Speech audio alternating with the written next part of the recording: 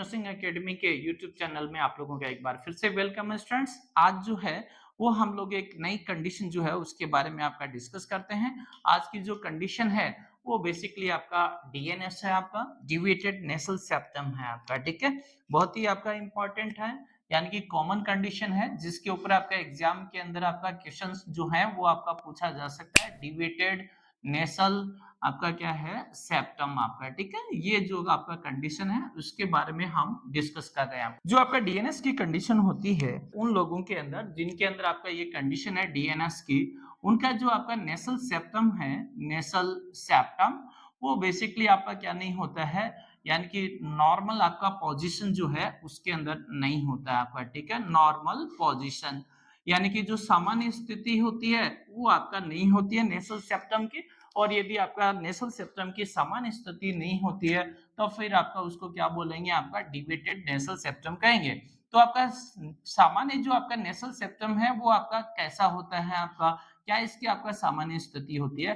तो आपका सामान्य जो आपका नेसल सेप्टम है वो आपका स्ट्रेट होता है स्टूडेंट्स आपका, ठीक है। तो आपका स्ट्रेट नेसल सेप्टम यानी कि आपका सीधा आपका क्या है, नेसल सेप्टम है सामान्य आपका, ठीक है। स्ट्रेट नेसल सेप्टम वो बेसिकली आपका सामान्य है।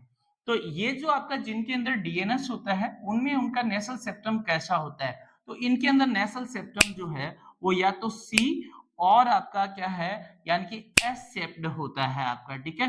तो आपका नेसल सेप्टम है वो सामान्य नहीं रह करके सी या एस शेप्ड का आपका नेसल सेप्टम होता है। और यदि एस शेप्ड का आपका नेसल सेप्टम है तो ऐसे आपका नोज को सैडल नोज बोलते हैं आपका, ठीक है। सैडल नोज, ठीक है।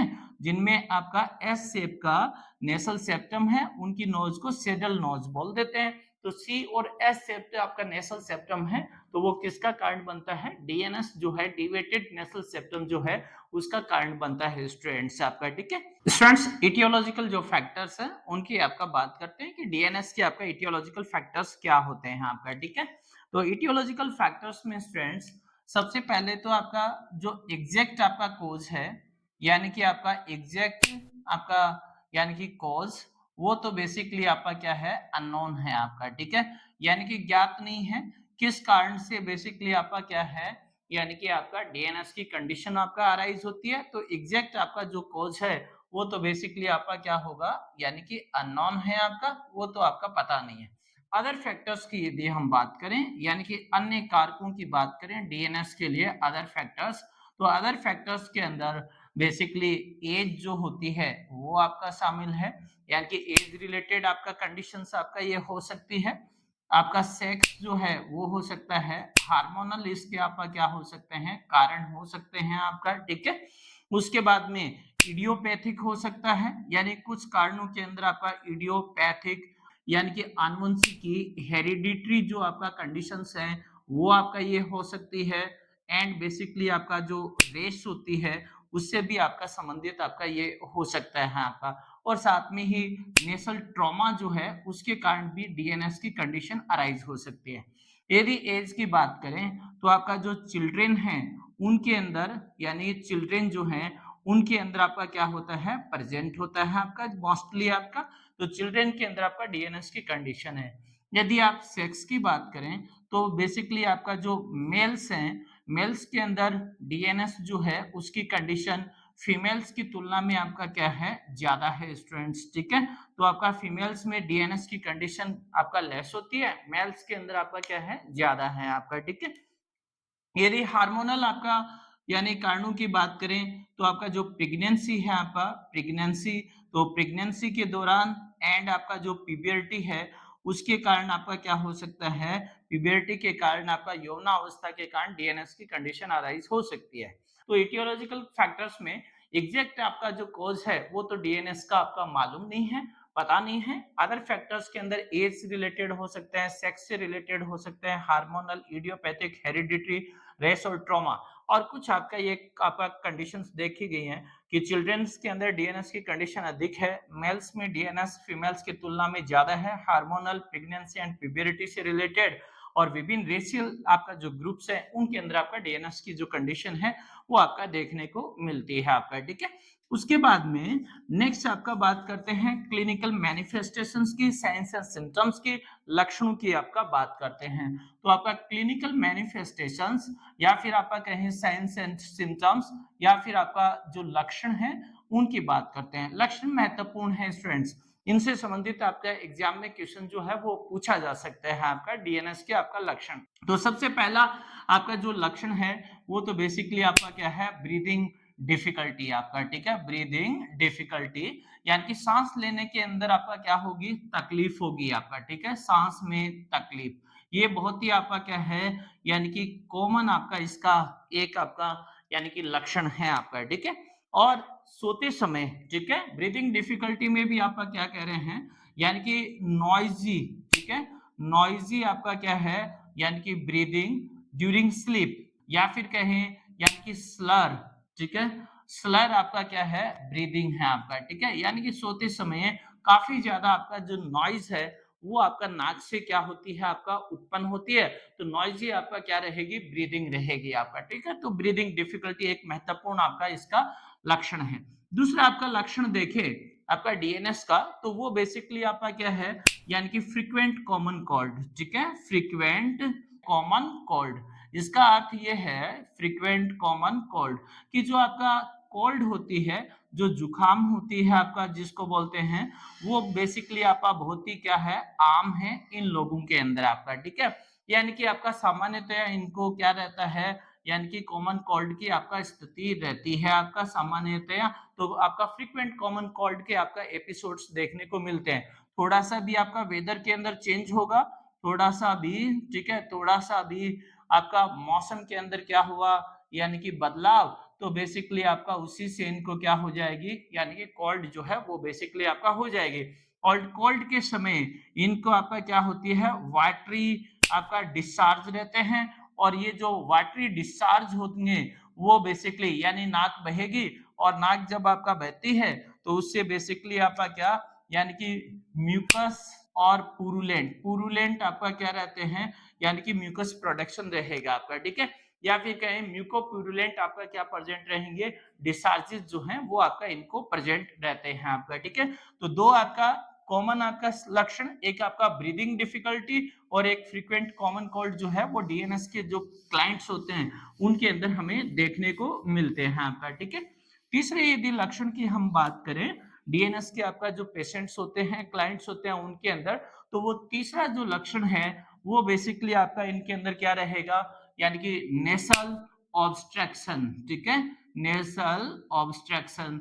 तो नेसल ऑब्स्ट्रक्शन का अर्थ ये है नाक के अंदर क्या रहेगी, रुकावट या फिर आपका क्या होना, यानी कि बंद होना, ब्लॉक होना आपका, ठीक है। तो इनका यानी कि ब्लॉकेज, नॉज के अंदर क्या प्रेजेंट रहता है, ब्लॉकेज या नेसल ऑब्स्ट्रक्शन जो है वो आपका प्रेजेंट रहता है। ये भी बेसिकली एक आपका क्या रहता है, आपका सिम्टम। उसके बाद में फोर्थ आपका कॉस्मेटिक, ठीक है, कॉस्मेटिक आपका डिफॉर्मिटी, यानी कि इनकी जो आपका डिफॉर्मिटी, इनकी जो नाक होती है वो बेसिकली क्या रहेगी, टेढ़ी रहेगी आपका, ठीक है। तो कॉस्मेटिक आपका डिफॉर्मिटी जो है वो आपका प्रेजेंट रहती है, क्योंकि इनका एस या फिर सी शेप्ड क्या रहता है आपका नेसल सेप्टम। तो आपका जो कॉस्मेटिक आपका डिफॉर्मिटी जो है वो इनके केस में देखने को मिलती है आपका, ठीक है। और क्योंकि इनके अंदर आपका कॉमन कोल्ड आपका कॉमन है, इसलिए सामान्यतया, ठीक है, ऑफन सामान्यतया ये लोग बॉडी पेन की कंप्लेन करते हैं, आपका बॉडी पेन रहता है इनको, साथ में आपका जल्दी टायर्डनेस होती है, यानी कि थक जाते हैं आपका, वीकनेस रहती है, मैलेज आपका, यानी कि मैलेज की आपका क्या करते हैं, कंप्लेन करते हैं। तो बॉडी पेन, टायर्डनेस, मैलेज, ये सब आपका क्योंकि सांस में तकलीफ रहती है तो आपका सिम्टम्स प्रेजेंट रहते हैं। उसके बाद में एक और आपका इनको आपका क्लिनिकल मैनिफेस्टेशन या सिम्टम आपका प्रेजेंट रहता है, वो भी आपका महत्वपूर्ण क्लिनिकल आपका मैनिफेस्टेशन है। वो बेसिकली है तो आपका हाइपोस्मिया, तो हाइपोस्मिया की कंडीशन रहेगी आपका, ठीक है। ये इनको नेक्स्ट आपका क्या है, क्लिनिकल मैनिफेस्टेशन हाइपोस्मिया। हाइपोस्मिया का आपका मीनिंग है यानी कि इनकी स्मेल की आपका जो कैपेसिटी होती है, क्षमता होती है, वो बेसिकली आपका क्या होती है, कम होती है। और इस आपका डिक्रीज स्मेल कैपेसिटी को बेसिकली आपका क्या बोल देते हैं, हाइपोस्मिया बोलते हैं। तो हाइपोस्मिया डीएनएस का एक आपका सिम्टम है, ये भी आपका महत्वपूर्ण आपका क्या है, सिम्टम है। उसके बाद में लास्ट में यदि आपका सीवियर डिविएशन है आपका, ठीक है, सीवियर आपका डीएनएस प्रेजेंट है, तो उस केस के अंदर एपी आपका स्टेक्सिस जो है वो आपका प्रेजेंट हो सकता है आपका, यानी कि एपिस्टेक्सिस की आपका कंडीशन, नोज ब्लीडिंग की कंडीशन भी आपका प्रेजेंट रह सकती है।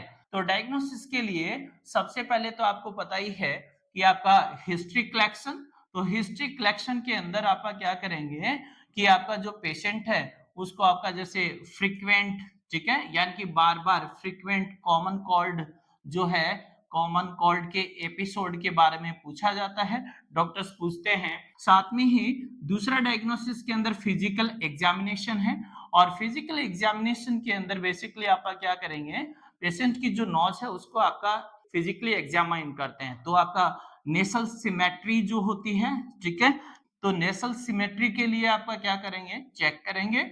उसके बाद में पेटेंसी के लिए आपका चेक करते हैं, नेसल आपका पेटेंसी के लिए, सिमेट्री के लिए आपका चेक करते हैं, और आपका नोज की जो शेप होती है वो शेप के लिए आपका क्या करेंगे, चेक करेंगे कि आपका नोज जो है वो स्ट्रेट है या सी शेप्ड है या एस शेप्ड है, आपका पेटेंसी क्या है, ओपन है या फिर आपका ब्लॉक है, आपका दोनों आपका इक्वल है, दो बोथ साइड के नॉस्ट्रिल्स, या फिर आपका इक्वल नहीं है। ये सब आपका जो है वो फिजिकल एग्जामिनेशन के अंदर डॉक्टर्स जो हैं वो आपका देखते हैं स्टूडेंट्स, ठीक है।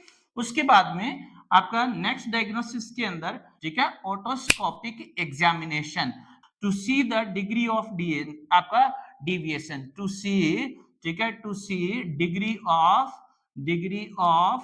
डिविएशन, यानी कि जो डिविएशन की आपका जो डिग्री है, असेसमेंट है, उसको आपका चेक करने के लिए ऑटोस्कोपिक आपका एग्जामिनेशन जो है वो आपका परफॉर्म किया जाता है आपका, ठीक है। ऑटोस्कोपिक आपका एग्जामिनेशन के बाद में नेक्स्ट देखें तो आपका फोर्थ है, यानी कि राइनोस्कोपी आपका, ठीक है। तो राइनो आपका स्कोप, तो राइनोस्कोप का आपका यूज करके आपका जो नॉस्ट्रिल्स है या फिर नेसल कैविटी है उसका एग्जामिनेशन किया जाता है।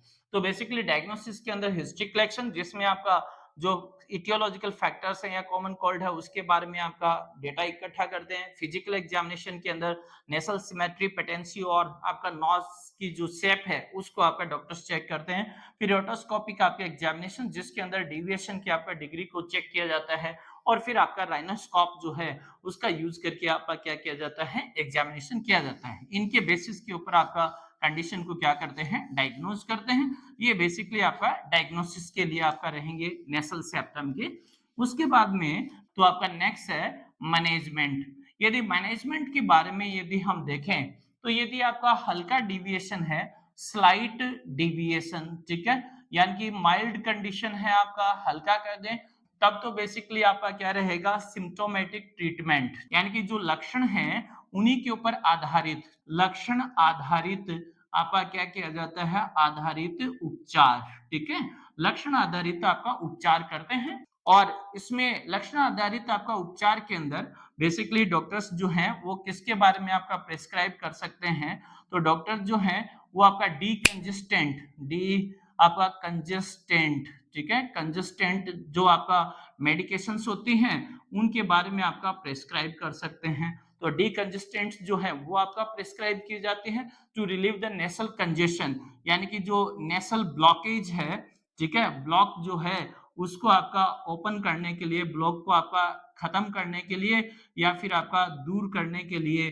डीकंजेस्टेंट आपका प्रेस्क्राइब करते हैं। उसके बाद में आपका एंटीहिस्टामाइन, ठीक है, तो बेसिकली आपका इन्फ्लेमेशन है तो एंटीहिस्टामाइन जो है वो, और साथ में कॉमन कोल्ड के लिए। और उसके बाद में नेक्स्ट जो आपका सिम्टोमेटिक ट्रीटमेंट के अंदर आपका है वो स्टीम इनहेलेशन, यानी कि जो स्टीम है उसको आपका इनहेल करने के लिए इनहेलेशन, ताकि आपका ब्लॉकेज और सिक्रेशंस, ब्लॉकेज दूर हो, सिक्रेशंस आपका रिमूव हो।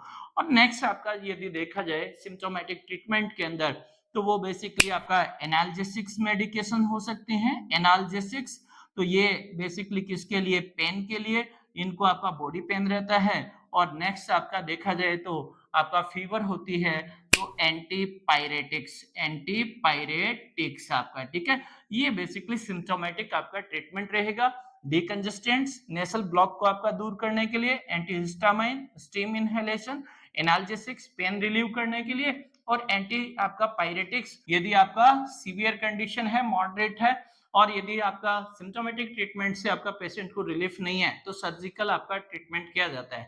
और सर्जिकल ट्रीटमेंट की यदि हम बात करें तो सर्जिकल ट्रीटमेंट के अंदर बेसिकली आपका जो यानी कि सेप्टोप्लास्टी या राइनोसेप्टोप्लास्टी जो है वो आपका परफॉर्म की जाती है, यानी कि सेप्टोप्लास्टी, ठीक है, या फिर आपका राइनो, ठीक है, सेप्टोप्लास्टी आपका, ठीक है, राइनोसेप्टोप्लास्टी, ठीक है, ये आपका सर्जरी जो है वो आपका परफॉर्म करते हैं आपका, ठीक है।